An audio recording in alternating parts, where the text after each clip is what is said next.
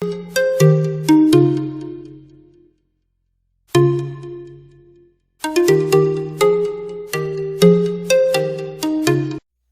everyone and welcome back to the Sims 3 speed build. We are doing a house today that is 2 bedrooms and 3 baths, and it's going to cost you approximately 121,000 simoleons when it is furnished. Basically, I wanted to kind of talk to you a little bit about my microphone situation that I have actually known about for quite some time, actually since I first started doing the voiceovers on any of my videos. But at the time I wasn't really sure what was causing it. I thought maybe it was just because I had a really old microphone and it just, had wire buzzing, when some wires, for whatever reason, they create a humming noise in the background. I don't think that is actually what's happening anymore, because I did get a new microphone and it pretty much sucks just as bad as this one. It really doesn't sound any different. The humming is still there. I highly doubt it's 2 microphones that have bad wiring. So I'm going to say it is probably the microphone that is picking up internally the fan sounds of my computer. And if anybody knows anything about an AMD setup, you do know that those overheat very quickly sometimes and very easily. When I first got the Sims 3, I remember all I had was the first Sims 3 and 1 expansion pack, and I got the blue screen of death as they call it, which means that your computer has overheated. It shuts down. You basically get a huge blue screen with a whole bunch of wording that you really can't read fast enough, and it shuts down the whole computer right away. Basically telling you your computer is overheating is pretty much what it is doing. So I had to get a new fan. At that time I had your normal, your processor fan and your power supply fan, of course, going at the time, and I had to get a third fan.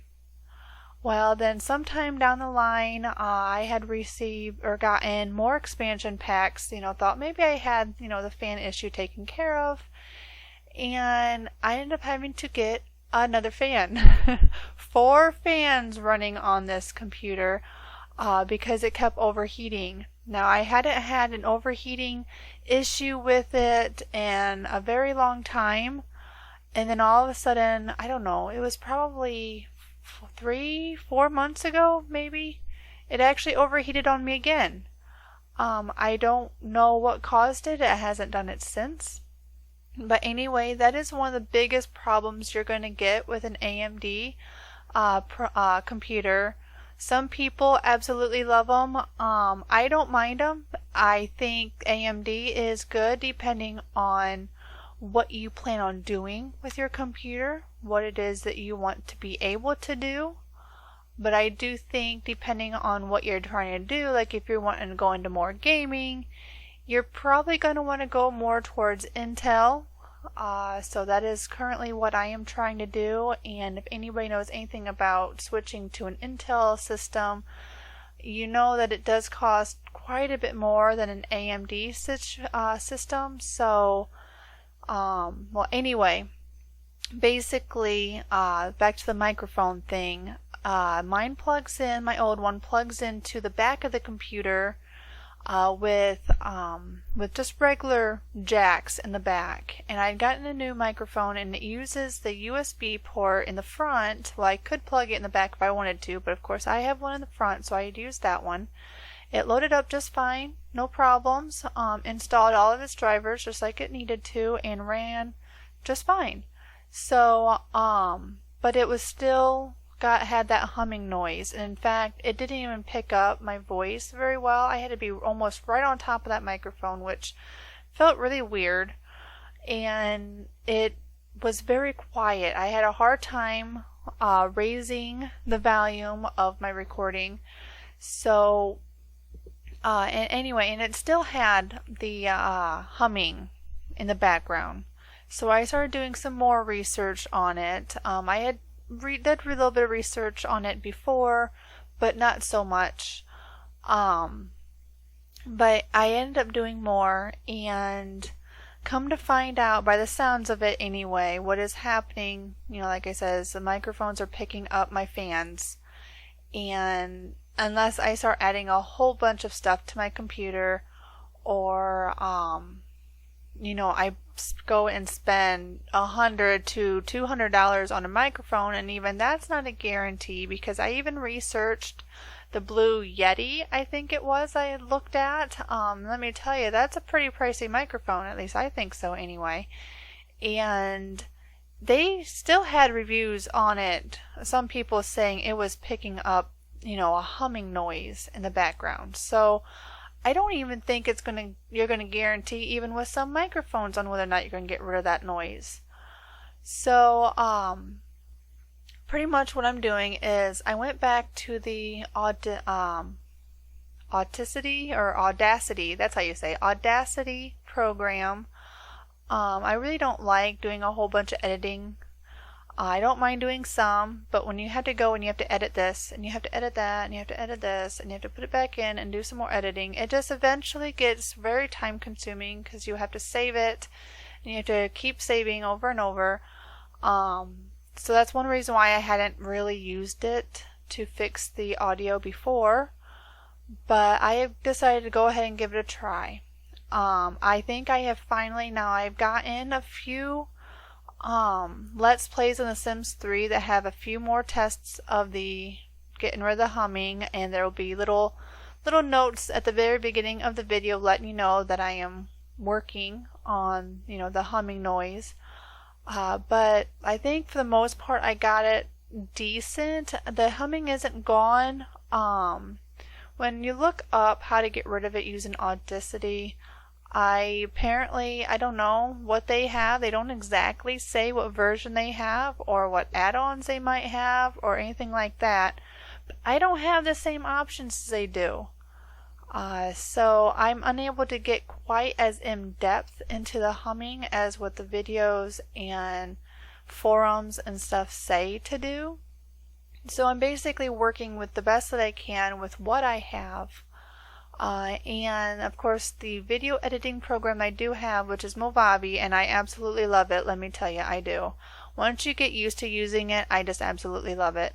But there's some add-ons that I need to get that will also allow me to do some editing of the humming as well in Movavi. So I do plan on getting that. I don't currently have it, and it'll make it so much easier. Can I do it all in one and not to do so many, quite so many saves. So I just wanted to let you know that I am aware of the humming. I have been aware of it since the first time I did a voiceover. But everything it either costs money, or it is very time consuming trying to test it and figure it out, and sometimes you just don't have the time or the want to. Sometimes I just don't want to do it. So yeah, we're working on it. I think I might finally, I'm hoping. I just did an edit with The Sims 4. It's not going to be the next part that I upload, but it's going to be within the next 1 or 2 parts. We'll have an edit on the voiceover, or not really a voiceover, but the voice and everything in that, and it doesn't sound too bad. The humming is still going to be there. I had decided I can't get rid of it completely. When I got rid of it all together, I don't know if it's because I don't have as many options or what it is, but when I get rid of the humming 100% gone, I sound like I'm in a tunnel. I don't know. It sounds, I think, just horrible. I mean, it changes the tone of your voice. It changes, there's almost no echo. You sound very choppy. It's not very smooth, and it does have a little bit of a smoothing, but not very much. And like I said, it literally sounds like you're talking through like a cardboard tube or something. So I have decided to go ahead and leave some of the humming, because when I have a little bit of it, then some of your voice doesn't sound really any different. So I'm hoping that when I go through and I do the edit part of this voiceover and try to remove some of the hum, basically the humming is getting to the point where it's so bad that sometimes you can't I do raise the volume of my recordings because my microphone really doesn't, it does pretty good, but I have to raise it because it's very quiet. And that humming noise can sometimes be very loud, and I do apologize for that.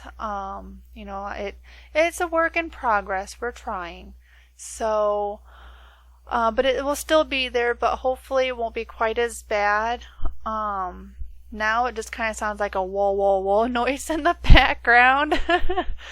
More than anything, and it's quite a bit more quiet. So, it shouldn't be quite so bad. So, don't worry, it's not your speakers. It's just me trying to get something temporarily until I can get more, get it figured out even better. So, but anyway, oh my gosh, I just 11 minutes of explaining what is going on with this microphone. Oh my gosh, I chose this build because I knew it was longer, so I could do maybe a little bit of an explanation of what I am doing with the microphone and the voiceovers and the audio and stuff with it. But anyway, let's go ahead and talk a little bit about the house.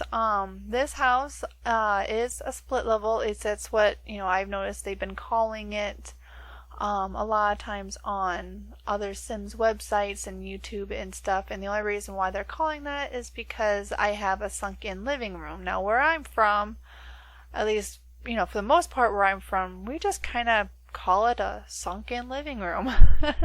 We don't really call it a split level. When we refer to a split level, it's where the actual level of the house is split, not where it just sinks in and the ceiling is still the same height. You just have a little bit, it's a little bit lower and a taller wall, but the whole level is split.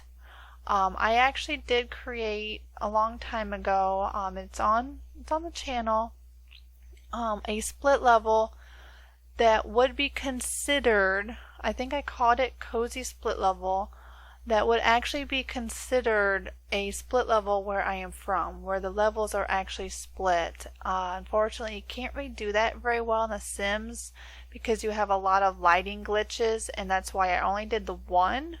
And only one. I really don't plan on doing any more that are like that, just because the lighting and the wall glitching and all that just really irritates me way too much to do another one.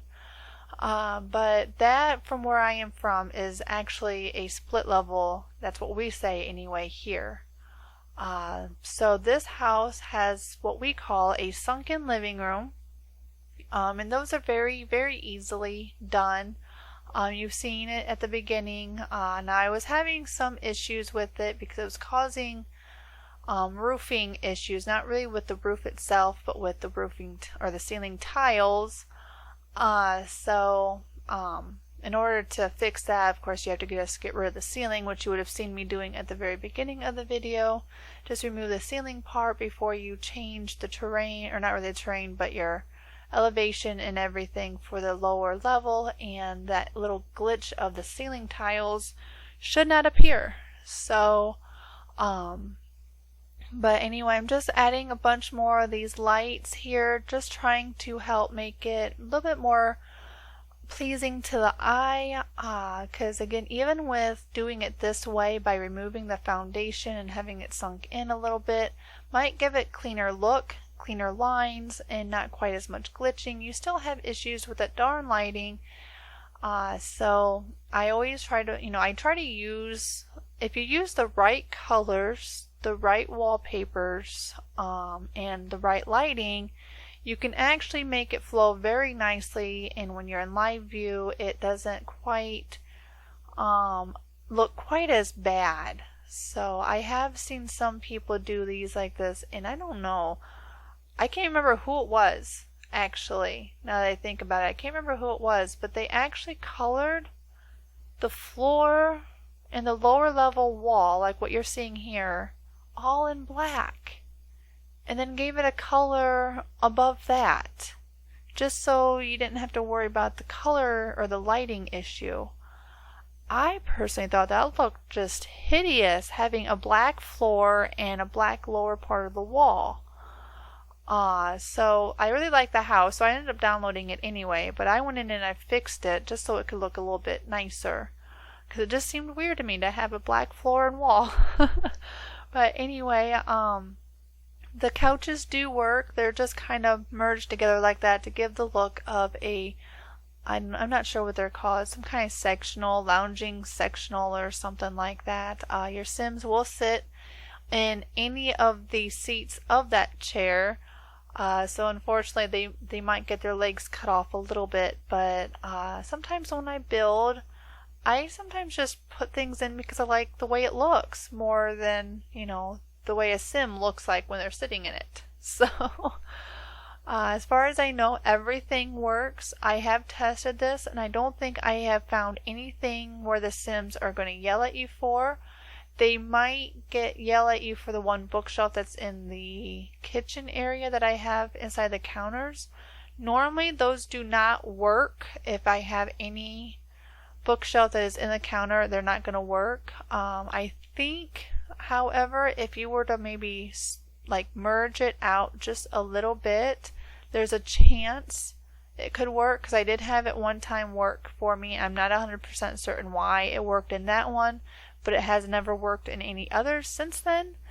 So could just be maybe just merge it, give that a try, merge it out a little bit. I don't really know. Normally I just leave it go, and if my Sims have a problem with it, I just remove the books and delete them. That's a pretty good, easy fix to that. Just get rid of them books and delete them and not worry about it. So here's just the garage. I wanted to do a little bit of something different with this house. It's actually a little bit of a style different than what I normally do. I don't normally go with quite this style of a house, but I had actually seen it.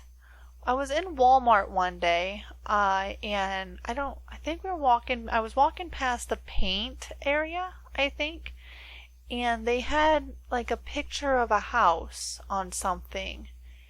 And I didn't stop and actually look at it, but this is basically, I don't know what the sides or the back, of course, look like, but this is basically, the front is based off of that house that I saw. I thought it was so pretty. It wasn't my style of house, so I thought, why not give it a try? It looked like a house that could be made in The Sims, so that is where the style of this house, or the frame anyway, came from. It came from a picture that I had happened to see in a store. So now I did struggle a little bit with the floor plan of the house. I wasn't really too sure if this house really qualified for a closed room type of style. The office, of course, is closed off with walls and a door, but the kitchen and dining room is open and flows through easily, and then of course, it goes right into the living room as well. So that's kind of the look I went for. But because of the stairs was kind of tricky to put in. I wasn't really sure where to put them, and I did try the stairs from the old mill, I think is what it's from, the store set. I did give that a try, and I wanted to try to use them and see what I could come up with, but I wasn't sold, I guess you could say, on how it was starting to look. So as you can see at the very beginning, I did go through multiple different ways and designs and stuff like that, trying to decide what would actually flow best and look best and what would actually go with this style of house. So now we're just basically working on the landing. It was just one of them spaces where I try not to usually have too much. I mean, I know a lot of my houses have some kind of landing. I do like landings. We have one in our house, and I do like them. It's a little bit, a space. Now, of course, ours is not big enough to fit chairs in, but chairs or really tables. You could probably get some side tables, maybe something thin, nothing too wide, of course. But I do kind of like them. I was in a house one time. It was an old Victorian, and it was turned into a museum. And basically this house was made out of gray brick, and the family, I guess, of the house had created it and even created it for servants, but then ran out of money by the time they were done, so they could no longer afford the servants. I thought it was kind of comical. You know, it was a beautiful house, but anyway, the staircase was a U-shaped stairs, and it had, you know, when the stairs curve around, you have a little bit of a platform there as it turns around, but this one was actually quite a bit bigger. Like, it came out in like a, it's not really a pop out or a bump out. That's actually words that are used in trailers. You know, the camping trailers, but it was kind of like that, and it had like a window seat and all kinds of stuff. I just thought, oh, that was so pretty. It was a window seat with cabinets underneath, and so I think of that quite often, that landing in that house, when I'm doing other landings in my speed builds that actually have, you know, a little bit more space. I try to think of what can I put in here, you know, to make it look a little bit more homey and nice, I guess. So, but yeah, this house comes with a nursery, so you won't have to worry about where to put that crib. Sometimes I'm playing in some of my houses and I'm thinking, gosh, where am I going to stick a crib? I have nowhere to put a crib. But, you know, every now and then I happen to think, you know, have a room, you know, that we can put the crib and stuff in. And this one happens to be attached to the master bedroom. Master bedroom actually ended up being quite large, quite a bit bigger than I prefer. I have had a few of them come out, you know, a little bit on the large side, mostly because I really don't know what to do with the space. I try to fill it in the best that I can, but it still seems to have a lot of empty space. So, yeah, I mean, I like this living room, or not living room. I like this bedroom, but it's still, like, right there in the center, is still very empty. And I really wasn't sure what to do with it. I tried to cover up the walls the best that I could and add as many, you know, clutter items and things like that. So we do end up getting, you know, it's rather pretty decorated, quite a bit. You're not going to have much problem with your Sims not liking a well decorated room. Most of my lots, unless it's a starter home, has plenty of things sitting around for your Sims to be quite happy, quite pleased. I always try to make that my goal whenever I am doing a room. I like to try to get as much clutter and stuff on the walls and things. That way the Sims can have a happy moodlet whenever they're in any room, including a bathroom. Sometimes they're a little tricky and you don't always get the super decorated moodlet or whatever it is, but if you add enough plants or wall hangings or something, rugs, I think rugs help actually. You'll, you know, you can get them to be awfully satisfied with their bathroom decorating. So, just using some of the curtains from, I believe, Island Paradise. They are not my favorite curtains. I do use them once in a while, but they are definitely not my favorite. So, I don't know, I just don't like the way they look. I think they hang too high up on the ceiling. You know, they're too high, I think. And they don't always look nice depending on what windows you're using. So I don't always use them. Just going through and doing the bathroom tiles. I do this style of tile quite often because I don't know, I like the idea of a bathroom having tile in it and not just painted walls. Every now and then I do a painted wall, but and I don't usually do the tiles that actually come with the game, the tile wallpapers or whatever you want to call them, mostly because I really don't like their design. I don't know, I don't really like them. Sometimes I do. See, I still like the crown moldings. Like, you see some houses, you know, on TV or in magazines, and they still have crown moldings, or they'll still have wainscoting moldings going around, a couple feet up from the floor, or a baseboard. They still have that stuff even though they have tile.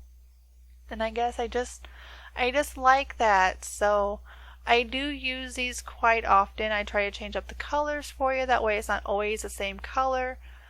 But there's only a few, of the tile designs that you can actually put over the wood paneling that actually goes along with the grooves of the wood paneling, and you don't see it. Now if you get right up on top of the tile and zoom in as close as you possibly can, you will see the wood grain. I'm not going to deny it. I'm not going to say you won't. It is possible to see. But when you're just doing basic gameplay and you're not, zoomed in right on top of it, you really don't see it all that much. So in this bathroom, I wanted to kind of go off of the shower colors. So it kind of went into like I think a bluish gray, I guess you could call it, or something like that. Because like I said, I went off of the shower because I like the shower.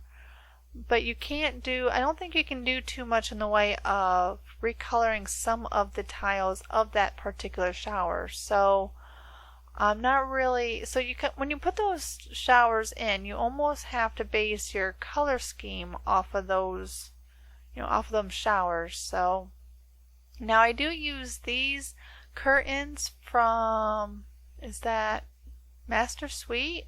I think it is.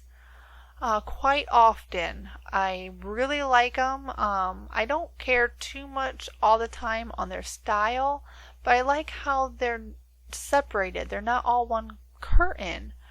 It would be nice if all of our curtains in the game was actually split in half and you could put one, only use one side, or you use both sides, for instance, because the windows, like for instance these windows that are 3 of them in a row, you don't always want to use that gigantic huge curtain. You just put one of them on each side and I still think that looks nice. So yeah, I tend to use those quite often. I just change, their patterns, for the most part to go with. The desk there does not work. I believe it is, I'm almost certain it is changed for the download. I can't remember if I changed it on camera. I don't think I did. But it is most definitely changed when you go to download this house. It is moved. It's moved out into the bedroom more, right in front of the bed actually, against the wall that's across the room. And it will work. So it did get moved. Like I said, I don't know why I put that there. I know that doesn't work. I know that. I don't know why I did that. I don't know. I guess I just wasn't thinking or paying attention really to what I was doing. But it is moved, so you don't have to worry about that. So just a little bit of lighting in there. I never know what to do with those little, yeah, I'm losing my words here. I can't think what those are called. Well, anyway, but those are, the desk does get moved. So, and those little llama things that I put on the wall, I think are free in the store. I think. I never used them, I don't think, before, and I'm pretty sure they're free. So I don't know. Since I haven't used them before, I don't think in any other house, I haven't had to look them up to link it on Mod the Sims. So I'm pretty sure that it is. So sometimes those free items I don't think always show up on the Sims 3 website, but if I do have a link to Mod the Sims, I am required to link everything that I am used that is not expansion pack or stuff pack. So any store items, I have to link them on that website. So if there's stuff that didn't, aren't posted on the Sims 3 website and you want to know what it is, just go to the Mod the Sims website. I know that seems like a hassle, but like I said, it doesn't always post on that website. So the mod The Sims does. I'm required to. So just finishing up, the last few things, doing some of the train painting. I end up adding a few more pillars to the front of the house. I do know that most likely in real life that part of the house upstairs that does kind of stick out a little bit is supported because it's doesn't come out too far, but I end up putting a few columns there just to make it look more stable, I guess you could say. So thank you for watching. I hope you enjoyed, and I will see you next time. Have a wonderful day. Bye.